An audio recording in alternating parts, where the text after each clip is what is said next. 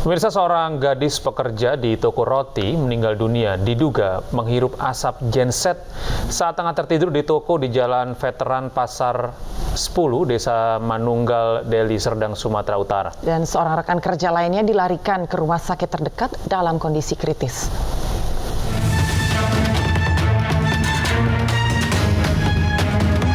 Warga Desa Manunggal, Deli Serdang digegerkan dengan tewasnya seorang pekerja wanita di dalam toko roti di Jalan Veteran Pasar 10. Peristiwa ini diketahui setelah warga curiga dengan toko roti yang tak kunjung buka hingga pukul 3 sore. Setelah warga menggedor pintu selama 30 menit dan tak kunjung ada sautan, warga pun berinisiatif untuk masuk ke dalam rumah dengan cara menggerinda pintu besi dari belakang toko. Saat berhasil masuk, warga menemukan 2 korban tergeletak di kamar dengan ruangan penuh asap. Tadi malam mati lampu, mereka hidupin genset. Setelah lampu hidup, tanpa mereka sadari genset tersebut masih keadaan menyala gitu kan. Jadi ya terpapar oleh asap genset tadi. Berapa orang korban, Bang? Korban 2 orang, yang satu meninggal, yang satu sekarang masih rumah sakit. Jenis kelaminnya, Bang? Wanita. Dua-dua cewek? Iya. Itu dugaan sementara, Pak? Ya, Untuk dugaan sementara kemungkinan karena tadi malam itu padam listrik, korban berserakannya menghidupkan genset di dalam ruangan. Bang, untuk yang pastinya nanti diotopsi. Kini korban tewas dibawa ke Rumah Sakit Bayangkara Medan untuk diotopsi. Sementara 1 korban yang tengah kritis masih dirawat intensif di Rumah Sakit Esmun Medan. Dari Deli Serdang, Sumatera Utara, Yuda Bahar, iNews melaporkan. Kementerian Kesehatan melaporkan 3 warga di Kabupaten Gunung Kidul, Daerah Istimewa Yogyakarta meninggal dunia akibat antraks yang ditularkan dari hewan ternak. Sebelumnya sebanyak 85 warga Dusun Jati, Desa Candirejo, Kabupaten Gunung Kidul, Yogyakarta dinyatakan positif antraks. Dari data Kemenkes, 3 orang meninggal dunia positif antraks.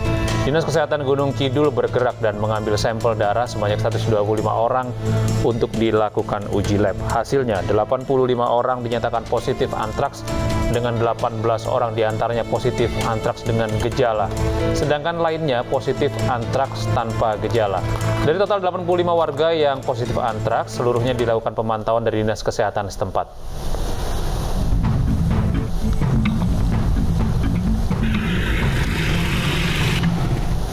Dan pemirsa, untuk membahas lebih lanjut mengenai kasus antraks di Gunung Kidul, kita sudah terhubung dengan Kepala Dinas Kesehatan Gunung Kidul, Dewi Irawati. Selamat siang, Ibu Dewi Irawati.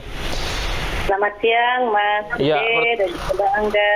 Ya, pertama kami ingin mengkonfirmasi ini, Bu, kalau data dari Kementerian Kesehatan ini ada 3 orang yang meninggal dunia. Kalau data dari Dinkes di Gunung Kidul ini, apakah benar korban meninggal sudah 3 orang, Ibu? Kami yang pasti itu ada 1 yang sudah dinyatakan positif antraks meninggal dunia. Ya. Kemudian yang 2 yang disampaikan oleh kementerian, kami cek lapangan, langsung kami ke rumah sakit yang merawat. Ternyata di sana tidak didiagnosa antraks. Jadi kami masih berpegang pada diagnosa dari rumah sakit begitu. Ya, artinya 2 korban yang meninggal itu tidak didiagnosa akibat antraks ya, Bu ya? Iya, karena mungkin sudah meninggal sebelum dari kasus yang awal kami temukan gitu. Jadi sudah berlalu gitu. Kejadiannya yang 2 ini bulan Mei, sedangkan kami dilaporkan yang kejadian bulan Juni. Gitu. Jadi kami harus menelusur ke belakang. Kami datangi rumah sakit dan dari diagnosanya itu dinyatakan tidak antraks gitu. Baik, Ibu Dewi, informasinya juga ada sekitar lebih dari 90 warga yang sudah dinyatakan terpapar oleh antraks. Yang menjadi pertanyaan kami, apakah mereka yang sudah positif antraks ini bisa menularkan kepada orang lain? Ya. antraks ini termasuk penyakit jenis zoonotik, jadi penyakit yang terjadi pada manusia karena ditularkan oleh hewan yang mengandung kuman antraks. Jadi kalau penularan dari manusia ke manusia itu tidak terjadi. Jadi kepada para saudara-saudara kita yang tertular atau yang positif antraks ini, kita tidak perlu khawatir untuk menular ke manusia lainnya. Ya. Baik. Ibu Dewi, ini kan sekarang ada 85 warga yang terjangkit antraks, Bu, yang dengan gejala ya, Bu. Ya, gejalanya seperti apa ini, Bu? Sebenarnya yang 85 itu tidak yang 85 itu positif. Positif jadi aja ya, Bu ya? Ya, jadi 125 di tahap kedua kami cek, itu 85 positif. Tetapi yang bergejala ada 23. 23 bergejala. Gejalanya seperti apa, Bu? Gejalanya hampir semua itu di kulit. Jadi ada luka seperti koreng, kemudian di bagian tengahnya itu mengering berwarna hitam. Itu ciri khasnya antraks. Jadi bagian pinggirnya itu agak membengkak begitu dan tidak terasa sakit. Biasanya tidak sakit, tidak gatal. Nah, itu yang paling banyak. Dan mereka yang positif antraks ini sendiri, Ibu, apakah karena memang mengkonsumsi daging kurban atau mengkonsumsi daging yang memang dimasak tidak matang begitu? Karena ini kejadian kan sebelum Idul Adha ya, kejadian pada awal bulan Juni sebenarnya kasus ini. Kemudian kami telusur tentu ke belakang dan juga pelacakan sampai tadi. Jadi dari hasil telusur kita memang dari yang kita periksa ini 125 ini semua terkait atau terpapar. Ada yang karena dia menyembelih dari ternak yang mati sakit, ada yang ikut membantu memotong-motong, ada yang ikut mengkonsumsi dari daging ternak yang mati karena sakit. Jadi artinya orang bisa terinfeksi antraks ini tidak hanya karena mengkonsumsi dagingnya ya, Bu ya, tapi ketika bersentuhan atau saat menyembelih juga bisa terpapar ya, Bu ya? Ya, ada 3 cara yang terjadi, bisa terjadi penularan antraks ke manusia ya. Yang pertama, sentuhan. Jadi, terutama kalau kita ada luka di kulit, kemudian tersentuh darah hewan yang mengandung antraks, itu bisa tertular.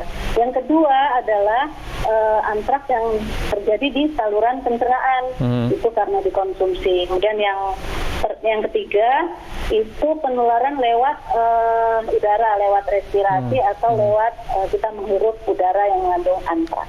Ya, mungkin satu lagi terakhir Bu, ini kalau orang sudah terinfeksi antraks ini kemungkinan sembuhnya seperti apa dan cara pengobatannya seperti apa, Bu?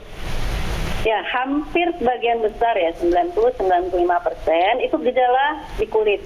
Nah, kalau antraks kulit ini ketika kita dapat temukan segera, diobati dan obatnya ada tersedia, di puskesmas pun ada. Itu insya Allah sembuh. Jadi upaya kita justru menemukan segera apabila ada yang terpapar antraks. Ya, baik. Terima kasih Ibu Dewi Irawati, Kepala Dinas Kesehatan Gunung Kidul atas informasi Anda. Assalamualaikum, selamat siang Ibu. Selamat siang Ibu. Waalaikumsalam, sama-sama. Iya, kita beralih ke informasi berikutnya. Pemirsa, meninggalnya seorang warga Badung, Bali karena gigitan anjing rabies membuat warga waspada. Ratusan warga pun rela antri membawa hewan peliharaannya untuk disuntik vaksin rabies. Maraknya kasus rabies di Bali membuat masyarakat di Kabupaten Badung, Bali lebih waspada. Ratusan warga bahkan rela antre membawa hewan peliharaannya ke posko vaksin anti rabies di Wantilan Desa Adat Kuanji, Sempidi, Badung untuk memperoleh suntikan vaksin rabies. Kita untuk menjaga agar tidak kena rabies, Pak. Jadi kita harus menjaga kesehatan anjing, memelihara kesehatan supaya tidak membahayakan bagi penduduk sekitar. Ya, sekarang di Bali ini kan cukup tinggi angka kasus rabiesnya. Pak, khawatir nggak Pak ini? Saya khawatir sekali. Tingginya kasus rabies di Bali, yakni 14.827 kasus termasuk 4 korban meninggal dunia, membuat Bali menempati peringkat teratas provinsi dengan kasus rabies terbanyak di tanah air. Dari kasus tersebut, anjing yang positif rabies umumnya anjing liar dan peliharaan yang diliarkan. Tantangan yang dihadapi dalam penanganan rabies di Bali diantaranya masih banyaknya warga yang enggan anjingnya divaksin, serta banyaknya anjing liar atau tanpa pemilik. Merupakan PR kita bersama yang memang sulit dijawab, tapi saya yakin bisa diselesaikan. Dan Bali dengan kondisi masyarakatnya yang begitu taat kepada agama, kepada budaya, kepada adat, ini menjadi sebuah modal besar untuk bisa bersama-sama kompak dalam pengendalian rabies. Sementara itu, pihak Kementan juga berencana mendirikan shelter anjing sebagai alternatif dari penanganan anjing liar yang berpotensi sebagai hewan pembawa rabies. Dari Badung, Bali, Bagus Alit, iNews melaporkan.